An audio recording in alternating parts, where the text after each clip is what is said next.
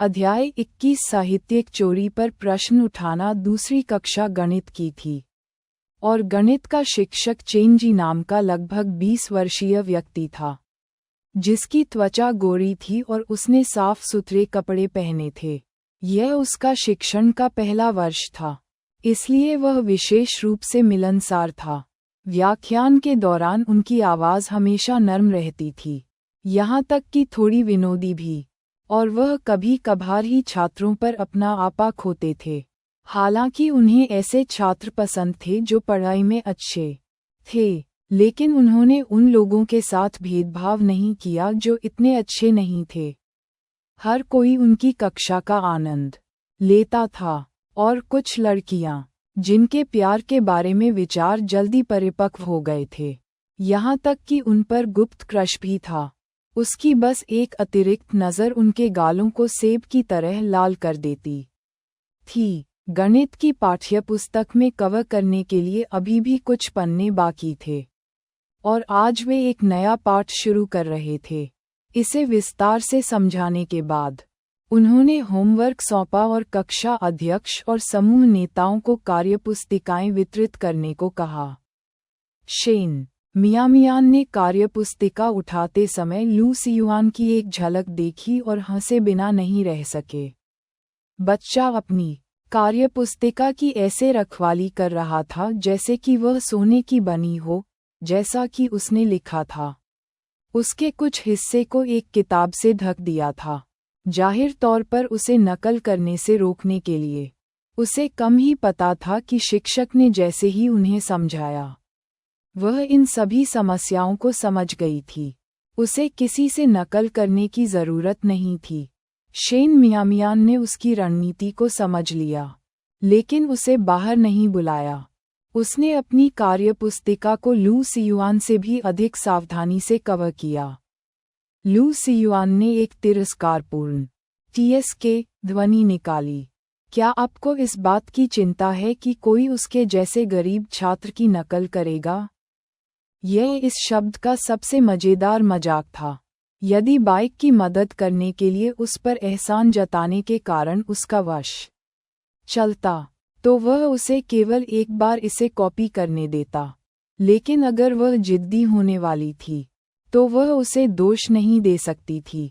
Shane मियामियान को ऐसा लगा जैसे उसने गवर्नर और गर्भाधान वाहिकाओं को खोल दिया हो। ज्ञान उसके दिमाग में झरने की तरह प्रवाहित हुआ, और उसने गणित की जटिल समस्याओं को जल्दी से पूरा कर लिया। वह आत्मविश्वास से खड़ी हो गई। उसने अपनी कार्यपुस्तिका समूह नेता वांग जिंगजिंग के डेस्क के कोने पर रख दी, ये सोचकर कि अब नकल करने की बारी लू सियुआन की है। लेकिन जब वांग जिंगजिंग ने कार्यपुस्तिका पर नाम देखा, तो उसने तिरस्कारपूर्वक इसे थोड़ा और दूर धकेल दिया। इसे अपने पास रखना काफी कष्टप्रद था। इससे कॉपी करना तो दूर की बात है, अगर आखिरी पंक्ति में सिर्फ एक डेस्क नहीं होती, तो वह नहीं चाहती कि शेन मियामियान इस समूह में होमवर्क करे। चेनजी, जो पोडियम पर होमवर्क सही कर रहे थे, ने भी शेन मियामियान को देखा और अपनी भौहें थोड़ी ऊपर उठाईं। शेन मियामियान, क्या आपने समस्याएं पूरी कर लीं? ये सुनकर सभी की निगाहें शेन मियामियान की ओर चली गईं, और बिना किसी अपवाद के उन सभी के चेहरे पर मजाकिया भाव थे। कक्षा में शीर्ष 3 ने अभी तक काम पूरा नहीं किया था, तो शेन मियामियान ने संभवतः ऐसा कैसे किया होगा? ईमानदारी से, आप सभी मेरे छात्र हैं, और मुझे आशा है कि यदि आप समझ में नहीं आते हैं तो आप प्रश्न पूछेंगे। आपको सिर्फ इसलिए हार नहीं माननी चाहिए क्योंकि आप पढ़ाई में अच्छे नहीं हैं। शेन मियामियान भले ही कक्षा में सबसे नीचे थीं, लेकिन वह व्याख्यान के दौरान हमेशा ध्यान से सुनती थीं, जिससे चेनजी को सांत्वना मिलती थी। आधा सेमेस्टर शेष होने के बावजूद उन्हें अभी भी इस छात्र को बेहतर बनाने में मदद करने की उम्मीद है। उनका मतलब समझते हुए शेन मियामियान ने धीरे से समझाया, शिक्षक, मुझे आज पाठ समझ में आया, इसलिए मैंने जल्दी से समाप्त कर दिया। हा हा। उसके चारों ओर हंसी की लहर दौड़ गई। सामग्री को समझने का दावा करने वाले शेन मियामियान का विचार बहुत हास्यास्पद था। चेन जी ने आश्चर्यचकित होकर कहा, आप समझ गए? एक छात्र के रूप में भी उन्हें ये सामग्री सिरदर्द पैदा करने वाली लगी, और कक्षा के कई बेहतर छात्र अभी भी इस पर विचार कर रहे थे। कभी नहीं अतिरिक्त होमवर्क को छूते हुए, जैसे उसे उम्मीद थी कि वह खुद ही लिख लेगा।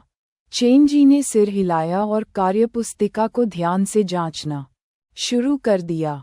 जब वांग जिंगजिंग अपनी सीट पर लौटी तो वह मदद नहीं कर सकी, लेकिन शेन मियामियान पर एक मजाकिया नज़र डाली। अगर मैं तुम्हारी बहन होती तो मुझे अभी एक चूहे का बिल मिल जाता, जिसमें मैं बाद में रेंग सकती थी, ये दिखाने के लिए कि वह सक्षम है। हाँ ठीक है। अपने होंठ मोड़ते हुए झाओ शिनलान का उपहास किया। अगर वह अपने ग्रेड में सुधार कर सकती है तो मैं भी शीर्ष 3 में हो सकता हूँ। क्या आपने पूरा कर लिया है? मुझे कॉपी करने दो। नहीं, झो सियू ने अपना सिर हिलाया, सवाल को देखते हुए, और चिड़चिड़ाहट से कहा, ये समस्या थोड़ी कठिन है। चाची को इस बारे में तब पता चला जब वह घर पहुंची। उन्हें खुद देखना चाहिए कि शेन मियामियान विश्वसनीय था या नहीं। अध्याय 22 उल्टा। पोडियम पर चेन जी की अभिव्यक्ति काफी अजीब थी, जैसे कि वह जो देख रहा था उस पर उसे विश्वास नहीं हो रहा था। कुछ देर तक घूरने के बाद उसने अपना चश्मा उतार दिया, उसे अपने कपड़ों के आंचल से पोंछा और फिर देखना जारी रखने के लिए उसे वापस पहन लिया। जो छात्र तमाशा देखने की प्रतीक्षा कर रहे थे वे अधीर हो रहे थे। शिक्षक, क्या शेन मियामियान ने उन सभी को गलत समझा? उद्धरण चिन्ह। एक क्षण की चुप्पी के बाद चेन जी ने अंततः गंभीर चेहरे के साथ कहा, सब ठीक है। मुझे ये पता था, अगर शेन मियामियान ने उन्हें सही किया तो मैं खा लूंगा। बकवास। चेन जी ने जो कहा था उसे महसूस करते हुए झाओ शिनलान के निम्नलिखित शब्द उसके गले में अटक गए। सीयू। शिक्षक ने अभी क्या कहा? उद्धरण चिन्ह। झो सियू का चेहरा भयानक लग रहा था। वह झाओ शिनलान के सवाल का जवाब देने के मूड में कैसे हो सकती थी? शेन मियामियान ने सब कुछ सही पाया? ये कैसे संभव है? उद्धरण चिन्ह। उसने धोखा दिया होगा। भीड़ ने आपस में कानाफूसी शुरू कर दी। एकमत से महसूस किया कि शेन मियामियान के सब कुछ ठीक होने की तुलना में सूअरों के उड़ने की संभावना अधिक थी। धोखा शब्द सुनकर झो सियू का मूड अचानक बेहतर हो गया। वह कैसे भूल सकती थी? वर्तमान में शेन मियामियान के बगल में लू सियुआन बैठा था, परंतु उसके मुंह से ऐसे शब्द न निकल सके। एक मॉडल छात्रा अपनी बहन पर कैसे छींटाकशी कर सकती है? उसने अपने बगल में बैठे झाओ शिनलान से फुसफुसाकर कहा, मेरी बहन ने लू सियुआन के होमवर्क की नकल की होगी। झाओ शिनलान को एक आभास हुआ और उन्होंने तुरंत इसकी जोर से सूचना दी। शिक्षक, शेन मियामियान ने निश्चित रूप से लू सियुआन के होमवर्क की नकल की है। सही है, उसने धोखा दिया होगा। अन्य छात्र भी सहमति के स्वर में शामिल हुए। लू सियुआन ने शेन मियामियान को बहुत ही अजीब भाव से देखा। उसने धोखा दिया है या नहीं, वह इसके बारे में सबसे स्पष्ट था। बाकी सभी की नज़र में लू सियुआन की अभिव्यक्ति धोखा दिए जाने के गुस्से की थी। सभी के सवालों का सामना करते हुए शेन मियामियान उल्लेखनीय रूप से शांत रहे। शिक्षक, मैंने धोखा नहीं दिया। अगर तुमने धोखा नहीं दिया तो तुमने सब कुछ ठीक क्यों किया? वांग जिंगजिंग ने जोर से पूछा। कमरे में किसने विश्वास किया कि शेन मियामियान ने धोखा नहीं दिया था? ये कैसा तर्क है? शेन मियामियान ने जवाब दिया, मैं सब कुछ ठीक क्यों नहीं कर सकता? क्या मेरे लिए सब कुछ सही करना गैरकानूनी है? उद्धरण चिन्ह। क्योंकि तुम कक्षा में सबसे पीछे हो, शैक्षणिक तौर पर पूरी तरह से हारे हुए हो। यदि एक अकादमिक हारा हुआ व्यक्ति सब कुछ ठीक कर सकता है, तो क्या वह फिर भी उसे हारा हुआ बना देगा? मैं अकादमिक रूप से हारा हुआ था, लेकिन इसका मतलब यह नहीं है कि मैं जीवन भर ऐसा ही रहूंगा। शेन मियामियान ने अपने सहपाठियों की ओर देखा जो सभी उस पर हंस रहे थे और दृढ़ विश्वास के साथ कहा, आपने किसी हारे हुए खिलाड़ी की वापसी के बारे में नहीं सुना होगा, लेकिन इसका मतलब यह नहीं है कि ऐसा नहीं हो सकता। उद्धरण चिन्ह उद्धरण चिन्ह। जो लोग मुस्कुरा रहे थे, शेन मियामियान का मजाक उड़ा रहे थे, अचानक उनकी अभिव्यक्ति स्थिर हो गई। एक अकादमिक हारे हुए व्यक्ति के शब्द, हालांकि हास्यास्पद प्रतीत होते हैं, इस बार उन्हें हंसा नहीं सके। शेन मियामियान का लहजा और नजरिया बदल गया था, जैसे कि वह एक अलग व्यक्ति हो। उसके भीतर से अधिकार की भावना उभर रही थी जो समर्पण की मांग कर रही थी। उसने जो आत्मविश्वास व्यक्त किया वह लौ की चमकदार चिंगारी की तरह था, कुछ हद तक चकाचौंध करने वाला। झो सियू ने अपनी कलम के चारों ओर अपनी उंगलियां भींच लीं और खुद से बुदबुदाया, शेन मियामियान वास्तव में बदल गया है। प्राथमिक विद्यालय में जब उस पर इरेजर चुराने का झूठा आरोप लगाया गया, तो डरपोक लड़की ने इससे इनकार करने की हिम्मत भी नहीं की। अब इतने सारे लोगों के संदेह का सामना करते हुए वह इतनी शांत थी। इस शेन मियामियान ने झो सियू को संकट की बहुत तीव्र भावना दी। कोई भी घमंड कर सकता है ना? मैं ये भी कह सकता हूँ कि मैं बीजिंग विश्वविद्यालय में प्रवेश लेने जा रहा हूँ। वांग जिंगजिंग, जिसे कभी विश्वास नहीं होगा कि शेन मियामिया सही उत्तर दे सकता है, ने फिर से उपहास किया। झो सियू की आंखें गणना से चमक उठीं और उसने जोर से कहा, चूंकि आप सभी को मेरी बहन पर धोखा देने का संदेह है, तो हम लू सियुआन और मेरी बहन की समाधान प्रक्रियाओं की तुलना क्यों नहीं करते, ये देखने के लिए कि क्या वे समान हैं? तब सच्चाई स्पष्ट हो जाएगी, है ना? उद्धरण चिन्ह। अपने पुनर्जन्म से पहले शेन मियामियान को झो सियू द्वारा इस तरह की निर्दोषता की सफाई से छुआ गया था। अब इसे देखते हुए झो सियू का वास्तविक इरादा कितना स्पष्ट था। ऐसा प्रतीत हुआ कि वह अपना नाम साफ करने में उसकी मदद कर रही थी, लेकिन वास्तव में वह ये साबित करना चाहती थी कि उसने धोखा दिया है ना? किसी समस्या को हल करने के केवल बहुत सारे तरीके हैं, और यदि उसका दृष्टिकोण लू सियुआन से बिल्कुल मेल खाता है, तो कोई भी स्पष्टीकरण पर्याप्त नहीं होगा। अध्याय 23 प्रकाश की पहली किरण। आप खुले तौर पर उसका नाम साफ करने में उसकी मदद कर रहे हैं, लेकिन क्या आप वास्तव में ये साबित करने की कोशिश कर रहे हैं कि उसने साहित्यिक चोरी की है?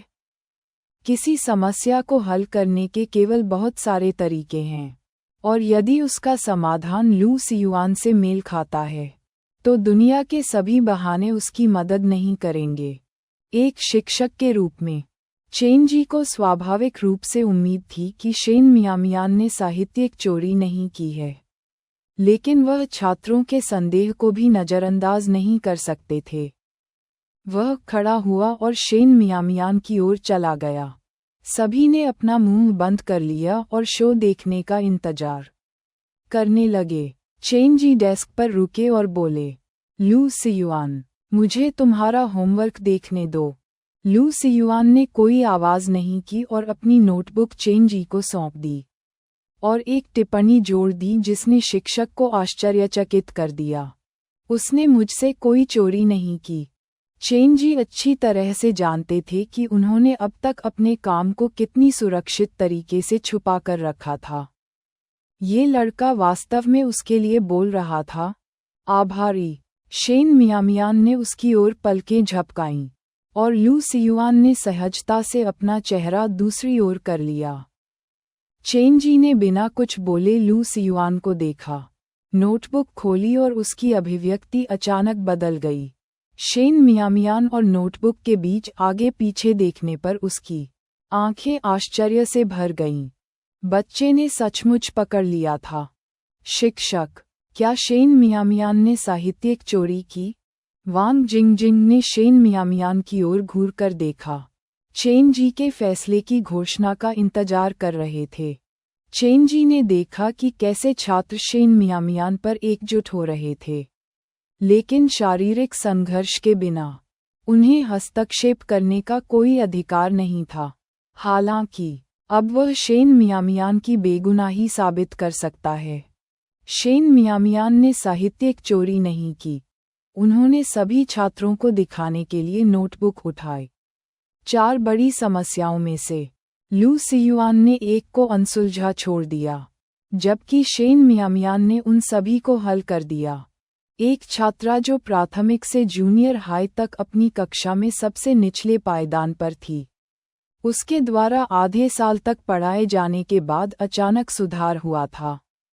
यह उनकी क्षमता की पुष्टि और प्रमाण दोनों था। उस पल में चेन जी को अविश्वसनीय रूप से रोमांचित महसूस हुआ। शेन मियामियान ने वास्तव में उन सभी को अपने दम पर हल किया।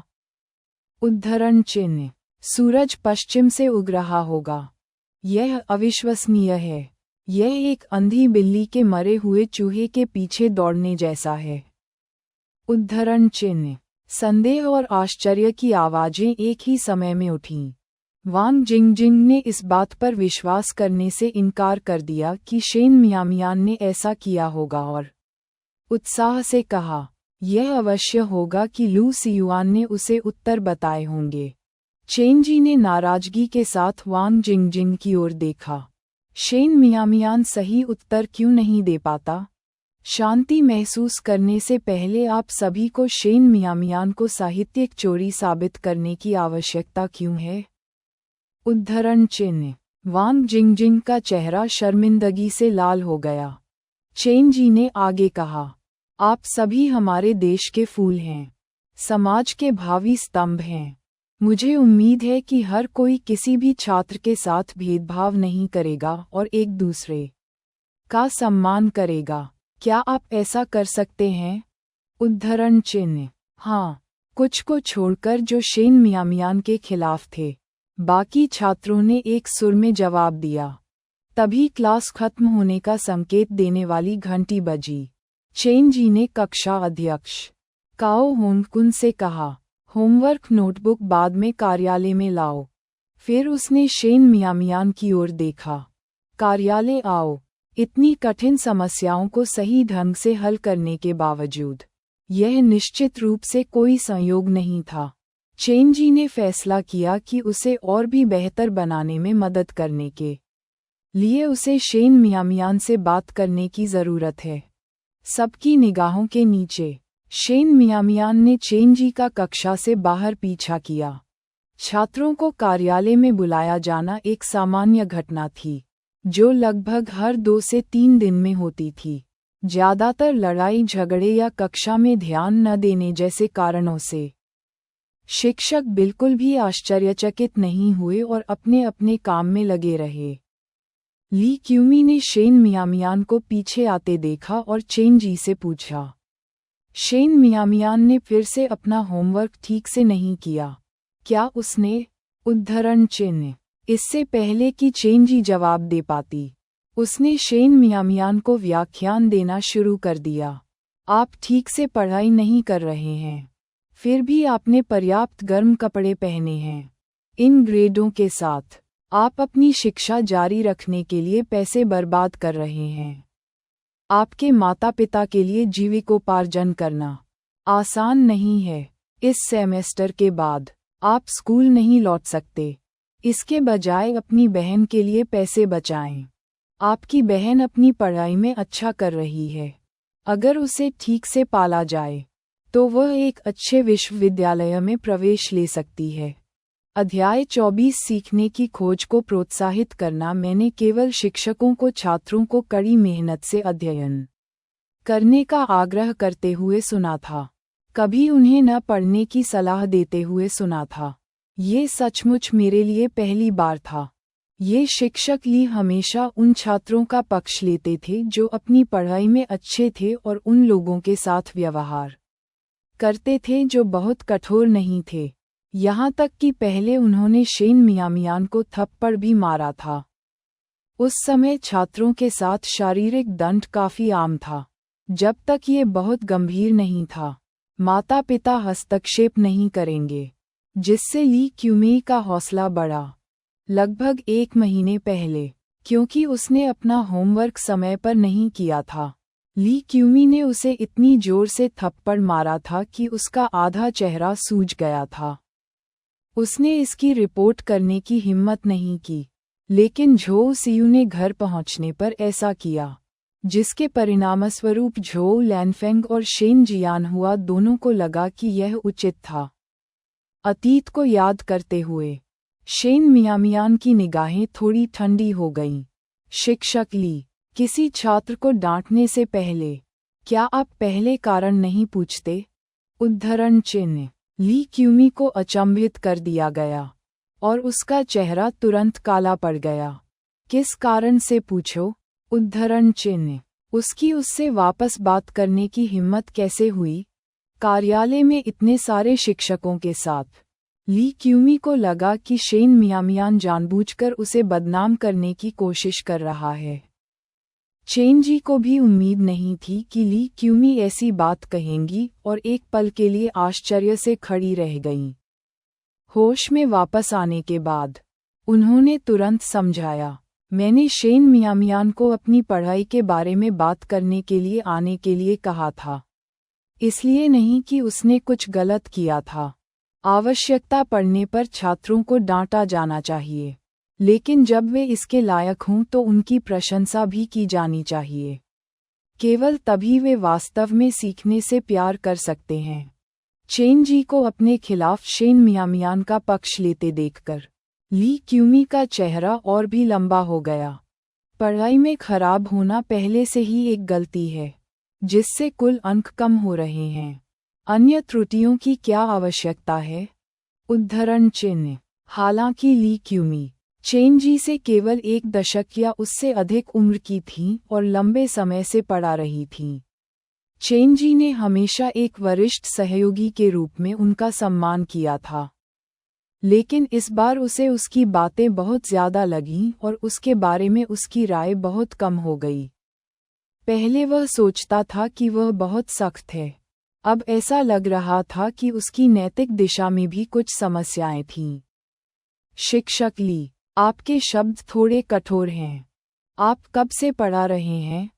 क्या आपको मुझे ये सिखाने की ज़रूरत है कि एक रोल मॉडल कैसे बने? ली क्यूमी की गर्दन गुस्से से लाल हो गई। वह केवल आधे साल से पढ़ा रहा था और फिर भी उसने उसका सामना करने की हिम्मत की। अगले 2 वर्षों में क्या वह उस पर प्रभुत्व जमाने की कोशिश नहीं करेगा? जैसे ही बहस बढ़ी, उप प्रिंसिपल ने तुरंत हस्तक्षेप किया। ठीक है, यह इतना बड़ा उपद्रव किस बारे में है? 2 शिक्षक एक छात्र के सामने जमकर बहस कर रहे हैं। ये किस तरह का उदाहरण है? उद्धरण चिन्ह। अन्य शिक्षक धीरे से हंसने लगे, क्योंकि ली क्यूमी को दबंग माना जाता था। वह अहंकारी व्यवहार करने के लिए प्रिंसिपल के साथ अपने परिवार के संबंधों का उपयोग करती थी। चेंजी ने अपने होंठ भींचे और अब कुछ न बोलते हुए शेन मियामियान को अपने डेस्क तक अपने पीछे चलने का इशारा किया। ली क्यूमेई ने चेंजी की ओर घूरकर देखा और उप प्रिंसिपल से शिकायत की। कुछ लोग केवल कुछ दिनों के लिए पढ़ाते हैं और आपसे भी बड़ा प्रसारण करते हैं, यहाँ तक कि मुझे शिक्षित करना भी शुरू कर देते हैं। उप प्रिंसिपल ने सिर हिलाया और सांत्वना देते हुए कहा, छात्रों के इस बैच को संभालना मुश्किल है। आप कड़ी मेहनत कर रहे हैं। प्रिंसिपल की भावनाओं को ध्यान में रखते हुए उन्हें लगा कि उन्हें ली क्यूमी की भावनाओं पर ध्यान देना चाहिए। ली क्यूमी के कुछ और बार बड़बड़ाने के बाद वह आखिरकार रुक गई। शेन मियामियान, क्या आप मुझे बता सकते हैं कि आपने अचानक गणित की इन समस्याओं को इतनी जल्दी क्यों हल कर लिया? क्या आपने किसी प्रकार की सीखने की तकनीक की खोज की? उद्धरण चिन्ह। गणित की समस्याओं को हल करने के कई तरीके हैं, और तेज दिमाग वाले कुछ लोग शॉर्टकट ढूंढ सकते हैं। शेन मियामियान के तरीकों की समीक्षा करने के बाद वे सबसे सरल और सबसे तेज उपलब्ध प्रतीत हुए। इससे उनकी जिज्ञासा बढ़ी। शेन मियामियान ने कुछ भी नहीं छिपाया और सीधे समस्या पर अपनी विचार प्रक्रिया साझा की।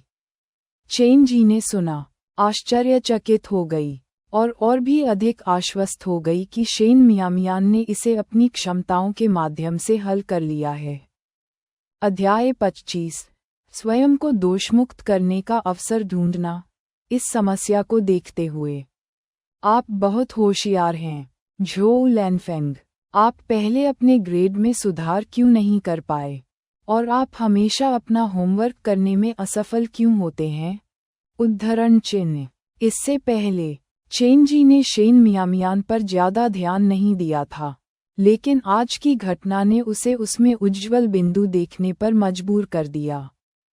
विश्वसनीय और पुष्ट महसूस करते हुए शेन मियामियान बहुत आभारी थे।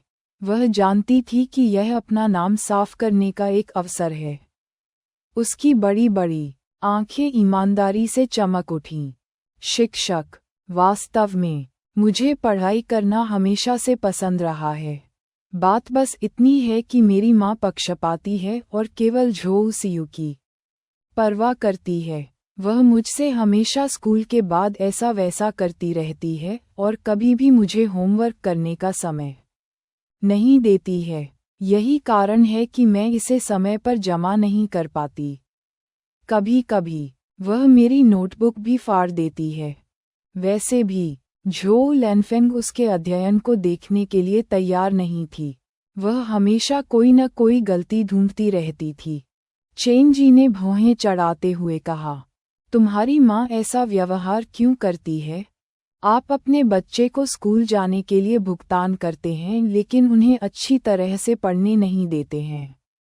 ये कैसा विकृत मनोविज्ञान है? ली क्यूमी ने हंसते हुए कहा, कैसी माँ है जो अपनी बेटी से प्यार नहीं करती और केवल अपनी भतीजी से प्यार करती है? अगर वास्तव में ऐसा है तो इसके पीछे कोई कारण होगा।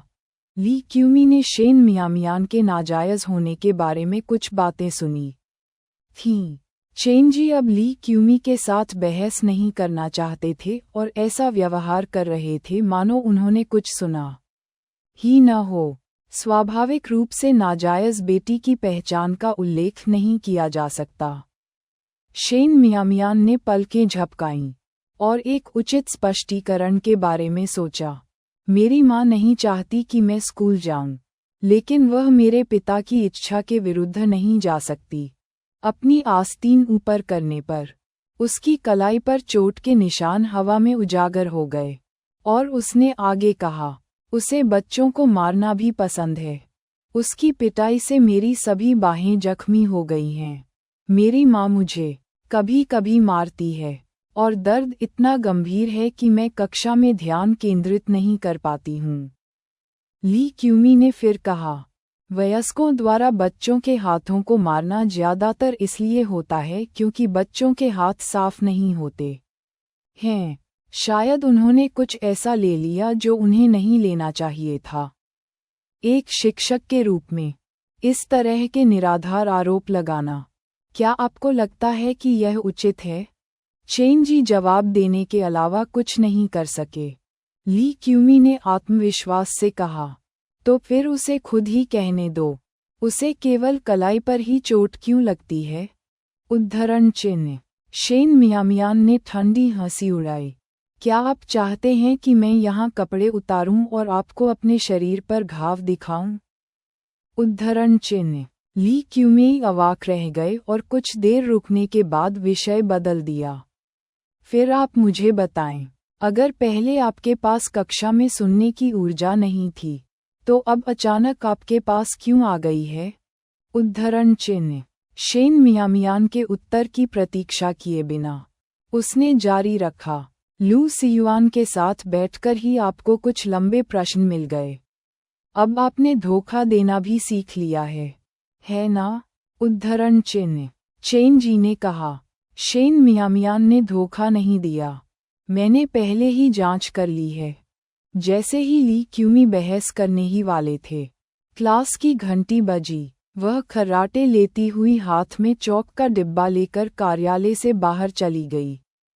ये देखकर चेंजी ने शेन मियामियान से कहा, तुम पहले कक्षा में वापस जाओ।